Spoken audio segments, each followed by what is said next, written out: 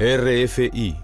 Continuamos en Primera Plana hablando de esa controvertida relación que hay entre las administraciones públicas y el patrimonio cultural de todos a partir del caso del siniestro de la Catedral de Notre Dame. Lo hacemos con Andreas Monterreno, periodista independiente, Melissa Serrato, periodista cultural independiente, y Florencia Ángeles, corresponsal de la W aquí, de la radio W aquí en Francia.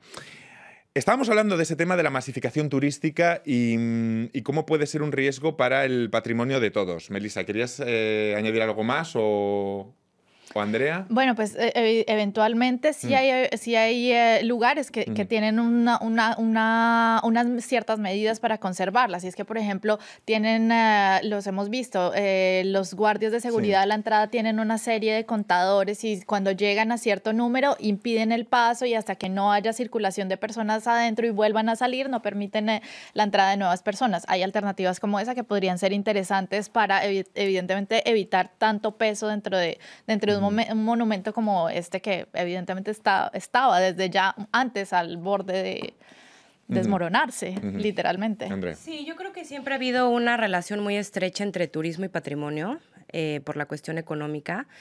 En el pasado era el hecho de acudir a las ruinas, a las raíces, era una fuente de conocimiento.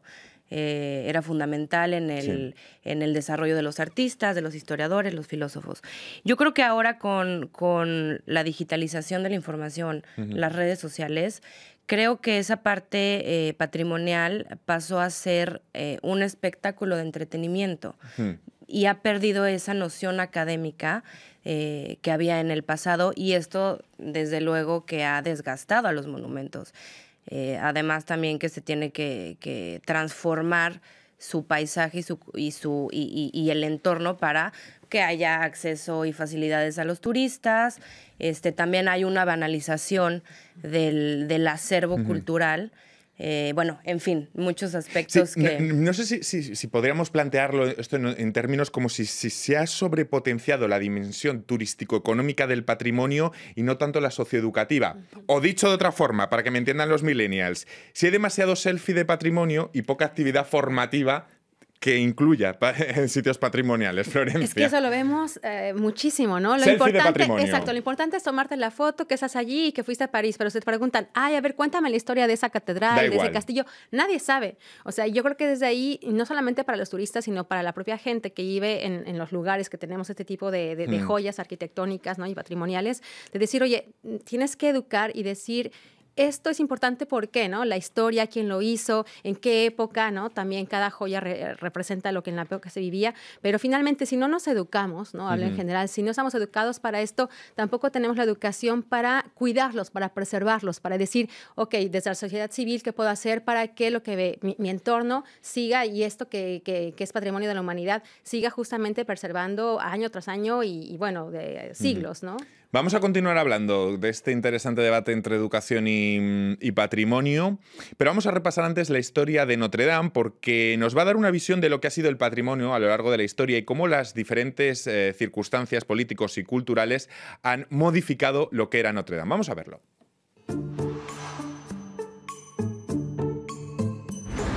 La construcción de Notre Dame se remonta al siglo XII. Según la leyenda, fue el Papa Alejandro III quien colocó la primera piedra del edificio en 1163.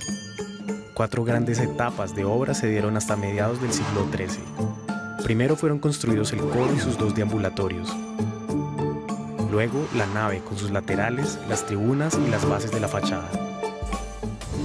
Y finalmente la galería alta y las 2 torres de la fachada. La construcción de la Catedral de París se acabó en 1250, pero obras complementarias y modificaciones fueron realizadas hasta finales del siglo XVIII. Durante el periodo revolucionario, el edificio fue víctima de numerosos actos de vandalismo. La aguja del siglo XIII fue desmontada y las estatuas de la Galería de los Reyes, como las de los portales, fueron destruidas. Después de la Revolución, Notre Dame fue de nuevo honrada. Napoleón fue coronado allí en 1804 y Víctor Hugo la convirtió en la heroína de su novela. En 1844 empezó su primera restauración. El proyecto fue encomendado a Eugène Viollet-le-Duc, quien reconstruyó específicamente la aguja e instaló las famosas gárgolas. Bueno, hemos asistido a este vídeo como si fuera una especie de clase de colegio. Por eso esto me lleva a preguntarles si el tema del patrimonio se valora lo suficiente en los planes de estudio de sus respectivos países.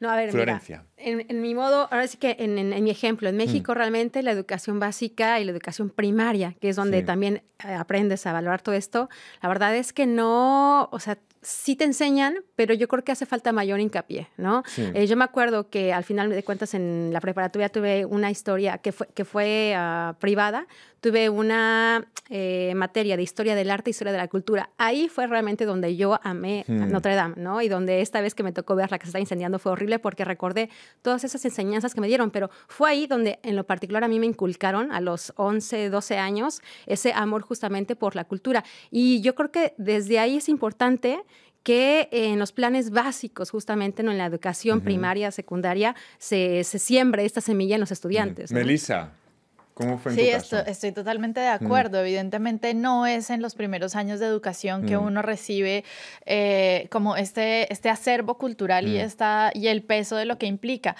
Y creo que en la medida en que también eso se reciba, también te da la posibilidad de implicarte y decir, levantar la mano y decir, no, es decir, si estás pasando al frente de Chichén Itzá y ves que un turista la está rayando o frente a una de las estatuas de San Agustín en Colombia y ves que la están saqueando o están haciendo algo con ella, pues evidentemente sentir que eso te está tocando a ti, es que no son unas piedras abandonadas ya viejas y nada más, es decir, es algo que está hablando de tu identidad, de quién eres tú hoy como persona, como individuo y como parte de un pueblo en el que naciste y del que haces parte. Porque además este tema está conectado con lo que hablábamos antes, cuando el ciudadano en su educación se sienta más concernido por su patrimonio, más exigencia le va a hacer al político. Claro, y por menos supuesto. cortoplacista va a ser luego el político con estos temas que hablábamos antes, Andrea. Claro, yo creo que la cuestión educativa y política de la cultura sí es un problema social importante y creo que tenemos que ser capaces de construir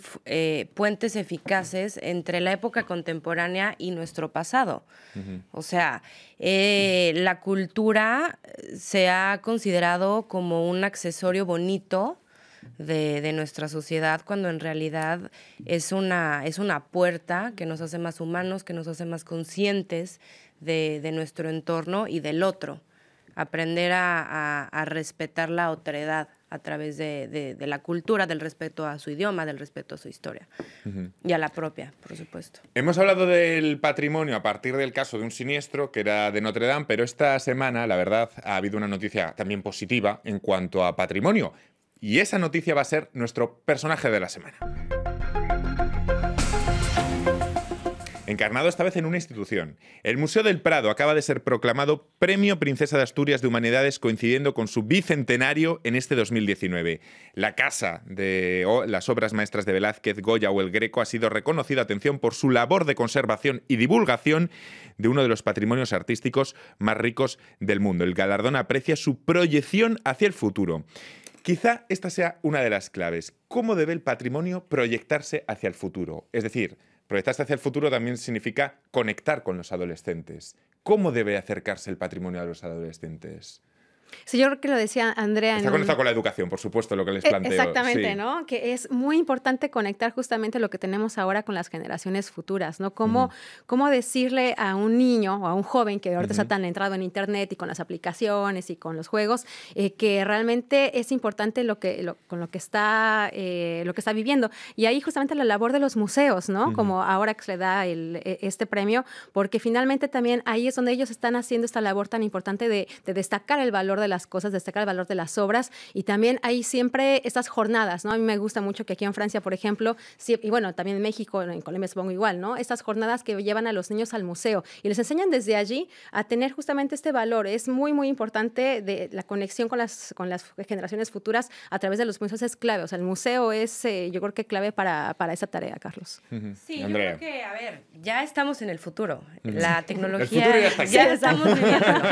Y yo creo que es imparable. O nos subimos todos al mismo tren, o los que se queden atrás, pues van a perderse la oportunidad. Yo creo que los museos están avanzando hacia ahí con la aplicación de realidad aumentada, digitalización de su obra, los proyectos de, por ejemplo, Google Arts, que ha digitalizado la obra. O sea, ya no hay pretexto para no saber de arte. Ya está todo ahí. No tienes que viajar al Louvre para ver a la Mona Lisa en primera mano. Es más, todavía mejor, con unos píxeles y un aumento maravilloso, con una tecnología. Entonces, yo creo que la tecnología es un aliado. Tenemos que aprender a hablar el lenguaje de los jóvenes. Digo, yo soy joven, soy millennial, pero los que vienen atrás de mí... Eso ya no lo hablamos. No, es que cada segundo, minuto, actualización, si no te vas poniendo al día, vas perdiendo. Pero es imposible estar al día todo el rato, ¿eh? Yo hay veces que escucho de aplicaciones que no sé ni que existen. Digo, ¿esto qué es? Exactamente. Entonces, bueno, pues yo creo que hay que mantenerse al día y pues hablar el idioma de los jóvenes para que y además, se unan. Quizá esa formación y ese gusto por el patrimonio puede llevar a solucionar otro de los problemas, por ejemplo, que el diario El País planteaba esta semana, porque otro de los peligros para la conservación del patrimonio es la desaparición de especialistas. Falta gente que se forme en este campo. Sí, Melissa. Por supuesto, falta gente que se forme en este campo, pero también, de nuevo volvemos al tema del que estábamos hablando hace un momento. Si no hay tragedias, si no hay cosas terribles, entonces están desempleados. Solo aprendemos a golpes. Claro, es decir, entonces no hay quien los contrate para justamente que tengan acceso a hacer restauración de obras, hacer restauración de monumentos. Entonces, creo que también, y es algo que me sucedió justamente cuando veía Notre Dame quemándose. A pesar de que las obras, las grandes y excelsas obras de la humanidad están hechas justamente para durar cientos y miles de años en lo posible, también pasan por lo humano, es decir, también pasan por la tragedia y por la posibilidad de desaparecer y de extinguirse. Entonces, en la medida en que también tengamos conciencia de que todo puede tener un fin, vamos a ser conscientes de que tenemos que preservarlo realmente lo más posible que podamos. Entonces también creo que la tragedia de Notre Dame implica también eso, saber que hay que disfrutarla, pero que hay que buscar la manera de preservarla. Es decir, ¿va a estar ahí realmente toda la vida o puede suceder algo que en un instante se la lleve? Y eso fue, es decir, esa también era como la lección que uno podía sacar de ver en las calles ese día, la gente llorando frente a Notre Dame quemándose. O sea, se puede extinguir en cualquier momento. Claro, la conciencia ciudadana quizá no la tendríamos hasta que no pasa el siniestro, la conciencia política no la tendríamos hasta que no llega el siniestro, como explicaba Melissa, y quizá tampoco la mediática, siendo un poco autocríticos. Quizá este debate no lo estaríamos teniendo si no hubiera pasado lo que ha pasado. No estaríamos hoy hablando de patrimonio tampoco. Las cosas como son, hay que ser también... Sí, honestos. no, pero es que lo decíamos hace rato, ¿no? La cultura siempre pasa al último, no solamente en presupuesto, decía también hace rato Andrea, ¿no? Bueno, es que es un accesorio, a veces también para muchos es un lujo, ¿no? Realmente es muy, muy triste que sea tan visto aparte de nuestro desarrollo humano. Pues, bueno, ¿no? pues ya nos hemos tirado de las orejas, hemos hecho nuestra penitencia, aunque ya haya pasado la Semana Santa, y se acaba el tiempo por hoy de En Primera Plana. Muchísimas gracias a las tres y a todos ustedes. Les esperamos el próximo viernes aquí en Primera Plana.